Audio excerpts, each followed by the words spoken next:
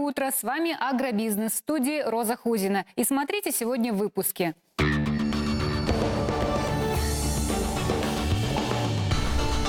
Башкирские ученые клонировали картофель, устойчивый к болезням и вредителям. В Кармаскалинский район завезли коров из Европы. Ради Хабиров утвердил план мероприятий по поддержке садоводов региона. На неделе в Уфе прошел фестиваль студенческого творчества аграрных вузов, который собрал более 1000 участников со всей России. И житель Иглинского района построил АПИ-дом, в котором практикуют сон на ульях. Подробнее обо всем этом расскажем прямо сейчас.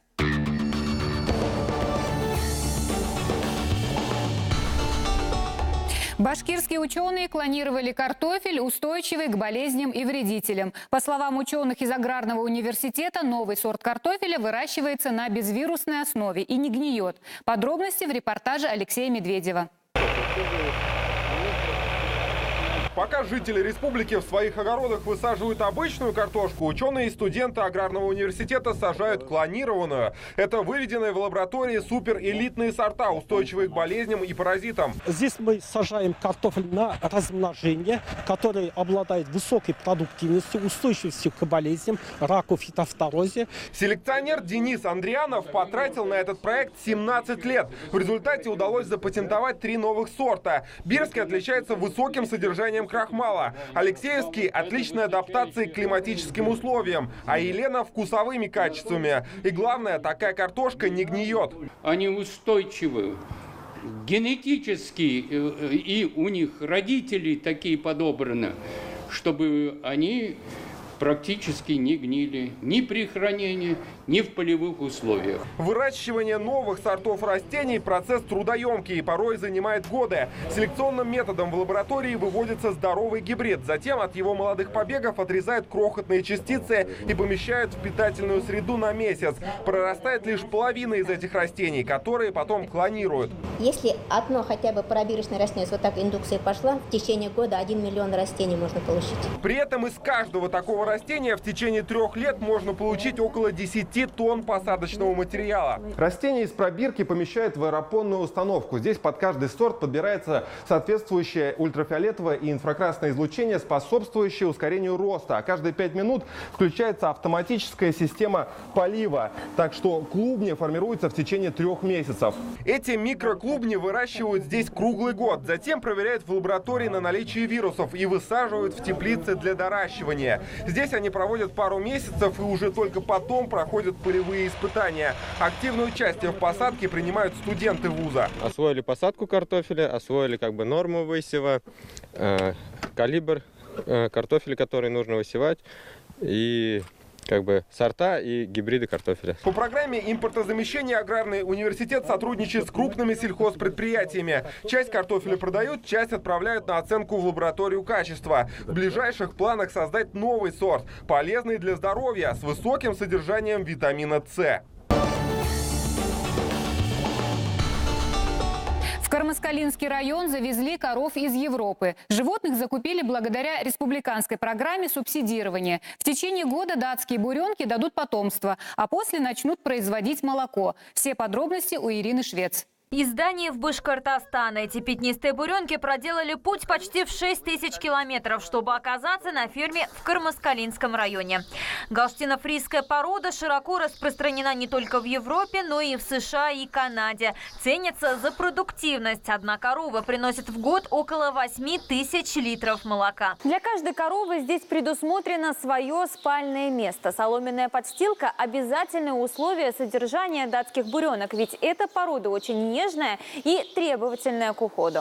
Еще в апреле на эту ферму было не попасть. Ввели карантин. Специалисты Россельхознадзора проверяли датских буренок на наличие инфекций. Подобные меры сводят к минимуму возможность проникновения на территорию республики опасных заболеваний. Европа практически не занимается диагностикой этих болезней. А в связи с тем, что у нас более суровые условия зимние и морозные погоды, естественно, у животных с снижается иммунитет, и эти болезни у нас проявляются. Следить за здоровьем животных продолжают на протяжении всей их жизни. На желтой бирке индивидуальный номер, который помогает узнать общее состояние коровы. Современные технологии везде принимаются, и в животноводстве, в том числе. Весь скот сейчас и биркуется, и добавок еще чипируется. Электронные чипы ставятся подкожно. Считается, получается, сканерами. Все удобно, показывает. И специалисту уже, как раньше, не так уж тяжело. Сегодня на ферме 204 датские коровы. Вскоре планируется приобрести еще. Закупка скота в таких больших объемах – следствие разработанной программы развития молочной отрасли республики до 2030 года. Часть затрат на приобретение животных субсидируется государством. Субсидии определены. Сегодня приобретение молочного скота субсидию получает 50 тысяч на голову. Другими словами, при затратах 150 тысяч, 1/3 часть субсидируется. Фермеры Башкортостана продолжают активно сотрудничать с зарубежными аграриями. Если в прошлом году в республику везли больше 1000 европейских коров, то в этом планируют купить более 2500. Ну а сейчас вернемся к другим новостям недели. Ради Хабиров на днях утвердил план мероприятий по поддержке садоводов. Стоит отметить, в Башкортостане на сегодняшний день садоводством занимаются более 550 тысяч семей с общей площадью чуть более 42 тысяч гектаров. Более миллиона граждан трудятся на своих участках в пригородной зоне, обеспечивая фруктами и овощами свои семьи. К сожалению, у садоводов и огородников сегодня есть немало проблем, которые требуют четких мер поддержки со стороны государства уже сейчас. Садоводческие товарищества Республики Башкортостан ни разу не имели никакой поддержки от республиканских властей. На сегодняшний день нет никакой законодательной базы, которая бы поддерживала развитие садоводства в Республике Башкортостан. Тем не менее, садоводы сами решали свои проблемы коллегиально, то есть на свои денежные средства.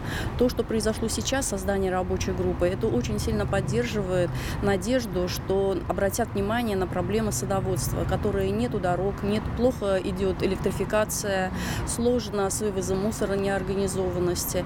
И также отсутствует водоснабжение и газоснабжение садоводческих товариществ. Именно сейчас очень приятно, что у нас создалась рабочая группа, состоящая из разных ведомств и общественников, которая поможет создать именно то сотрудничество с властями, которое так не хватает садоводческим товариществам. На неделе в Уфе состоялось открытие фестиваля студенческого творчества аграрных вузов России «На волнах Агидели». Как отмечают организаторы, участие в таких мероприятиях помогает раскрыть свои таланты, применить знания, а также дает возможности для дальнейшего профессионального роста. Это праздник студенчества, который всячески поощряется Министерством сельского хозяйства. Такое масштабное мероприятие, где участвует 33 вуза, порядка более 1000 человек. На сегодня впервые, вообще-то, это седьмой раз мы на таком уровне собираем. Прежде всего, здесь собираются молодежные коллективы, творчество. Мы знаем, что для того, чтобы сохранились народные традиции, чтобы все лучшее, светлое, доброе, которое есть в народе, развивалось, нужно чуть-чуть некоторой поддержки. И вот это вот один из элементов того, чтобы на селе жизнь, она становилась лучше, чтобы все, что сохранилось на селе, получало развитие в дальнейшем. Стоит отметить, нынешний фестиваль в башкирской столице собрал более 1000 участников из 33 вузов страны, от Дальнего Востока до западных границ России. По сведениям Минсельхоза Республики Башкортостан, в июне стартует прием документов для участия в первом этапе конкурсного отбора на предоставление грантов на развитие сельскохозяйственных потребительских кооперативов в 2019 году. Гранты будут предоставлены для реализации ДГП – доходогенерирующих проектов, основанных на гражданских инициативах по объединению в сельскохозяйственный потребительский кооператив. С 3 июня по 13 июня в Министерстве сельского хозяйства Республики Башкортостан объявлен прием документов по так называемым доходогенерирующим проектам, именно на конкурсный отбор по созданию сельскохозяйственных потребительских кооперативов. Это республиканская программа. По нашим расчетам мы ожидаем заявку порядка 170-200 инициативных групп, которые прорабатывая до этого времени, мы интересовались, мы узнавали, мы готовили экономические паспорта. То есть вот эта категория сельхозтоваропроизводителей – это личные подсобные хозяйства, крестьянские фермерские хозяйства, и сельхозтоваропроизводители, малые и средние, могут подать документы на создание сельскохозяйственного потребительского кооператива. И при этом конкурс объявляется на получение государственного гранта, республиканского гранта до 3 миллионов рублей при условии, если будет софинансирование от самих инициативных групп в размере 9% от стоимости проекта. Грант предоставляется на создание объекта коллективного пользования. Ну, что было совсем понятно, это объект переработки сельскохозяйственной продукции. Вот основное направление гранта – это именно переработка, то, что на селе производится. Хватит продавать сырье, надо продавать готовую продукцию. И полуфабрикаты надо продавать для того, чтобы больше зарабатывать. Сон на ульях с пчелами в последнее время пользуется все большей популярностью. Отзывы людей подтверждают, что отдых в таком апидоме исцеляет организм как физически, так и духовно. Где у нас в республике можно оздоровиться благодаря такому методу, расскажем далее в сюжете. Она приехала сюда отдохнуть от городской суеты. Алла говорит, устала от звуков большого города. По душе ей звуки природы. Вот уже год женщина практикует сон на ульях. Успокаивающее жужжание пчел помогает ей расслабиться. Здесь даже через полчасика, час наступает такое спокойное, комфортное расслабление, ощущение покоя, тревога тает.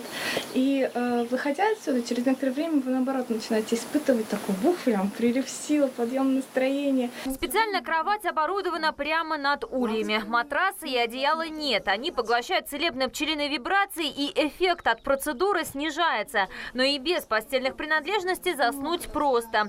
Мирный гул пчел убаюкивает, как правило, уже через 20 минут. Хорошо? Ты себя нормально чувствуешь? Ну ладно. После 15 лет работы инкассатором в крупном банке Салават решил сменить деятельность и заняться пчеловодством. А год назад открыл на своей пасеке новое направление – сон на ульях. Как-то в интернете смотрел канал YouTube и увидел там, вот как в Германии используют этот метод для оздоровления человека. Потом глянул дальше, глубже. Увидел то, что на Украине это очень сильно развито. Потом подумал, почему у нас это не развито. Покусать человека в апидоме пчелы не могут. Насекомые отделены специальной сеткой, которая их не пропускает, а сами улья обшиты деревянными досками. Апидомик не случайно такой маленький, всего 9 квадратных метров. Здесь высокая концентрация аромата прополиса, меда и перги. Это полезно для дыхательных путей и в целом для иммунитета. Сезон сна на ульях с мая по октябрь. Сама процедура достаточно экзотическая, и о ней пока знают не все, но сейчас это направление стремительно развивается. За прошлый год пасеку Вахлебинина посетили около 40 человек. В этом году желающих испытать на себе целебный гул пчел становится больше, отмечает Салават. Так что в ближайшем будущем он планирует построить на участке еще один апидом. Ну и сегодня на этом все. С вами была программа «Агробизнес» в студии Роза Худина. Хорошего вам дня!